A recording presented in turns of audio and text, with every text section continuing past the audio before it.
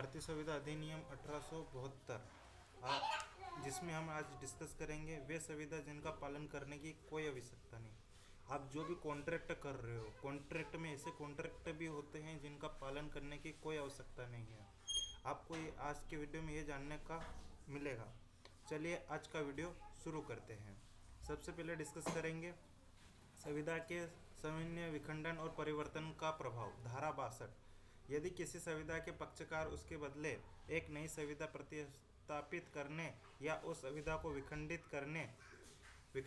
करने या परिवर्तित करने का करार करे तो वह मूल संविधान का पालन करने की आवश्यकता नहीं है।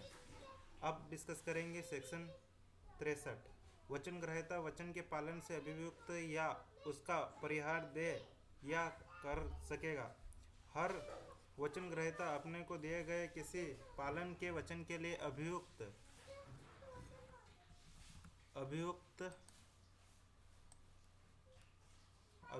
का उसका परिहार पूर्ण या भागतः दे करार कर सकेगा या ऐसे पालन के लिए समय बढ़ा सकेगा या उसके स्थान पर किसी ट्रस्ट को जिससे वह ठीक समझे प्रतिसरह कर सकेगा। अब डिस्कस करेंगे सेक्शन 64, शून्यकरणीय संविधान के विखंडन के परिणाम। जबकि कोई व्यक्ति जिसके विकल्प पर कोई संविधान शून्यकरणीय है उसे विखंडित कर देता है जब उसके दूसरे पक्षकार को उसमें अंतर्विष्ट किसी वचन का जिसका वचन ग्रहता पालन करने की आवश्यकता नहीं है।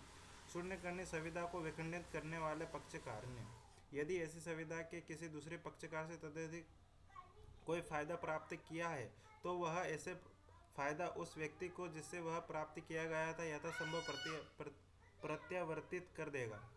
धारा 65, उस व्यक्ति की बाध्यता जिसने शून्य करार के अधीन या उस संविधान के अधीन जो शून्य हो गई फायदा प्राप्त किया हो। धारा 65, जबकि किसी करार के शून्य होने का पता चले या कोई संविधान शून्य हो जाए तब वह व्यक्ति जिसने ऐसे करार या संविधान के अधीन कोई फायदा प्राप्त किया हो वह उस व्यक्ति को जिसने उसे प्राप्त किया था प्रत्यावर्तित करने या उसके लिए प्रतिकर देने के अवगत कर सकेगा।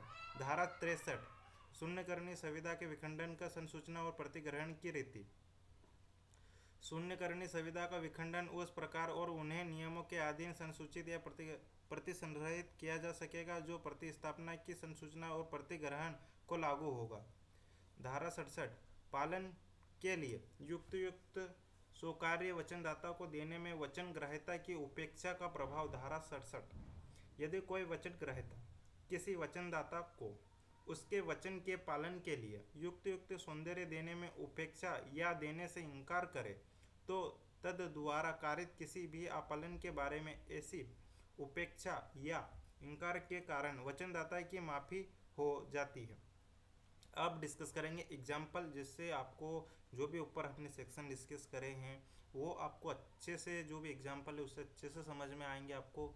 और देखते हैं एग्जाम्पल। एक संविधान के अधीन ख को 1000 रुपये का देनदार है, मतलब 1000 रुपये दिए उसने। ख 1000 रुपये देनदार है और ख आदेश देता है, मतलब क और ख को आदेश देता है कि वह अपनी भइयों में ग के नाम 1000 रुपये का जमा कर दे, किंतु ग इस ठहराव के लिए अनुमति नहीं देता। ख को अब भी ग का 1000 रुपये देनदार है और कोई नई संविधान नहीं की गई है, मतलब कोई भी नया कॉन्ट्रैक्ट नहीं कर रहा है, जो पुराना कॉन्ट्रैक्ट है वही चल रहा है। तो इसमें ऐसा है, आप इसको एक बार और पढ़ सकते हो। और ख के यह वचन देने के लिए प्रतिफल स्वरूप कि वह क को पुत्री ग के विवाह कर लेगा। ख को क 1000 रुपये देता है और वचन के समय ग मर चुकी है। करार शून्य है किंतु ख को वे 1000 रुपये का क को प्रतिशत करने होंगे।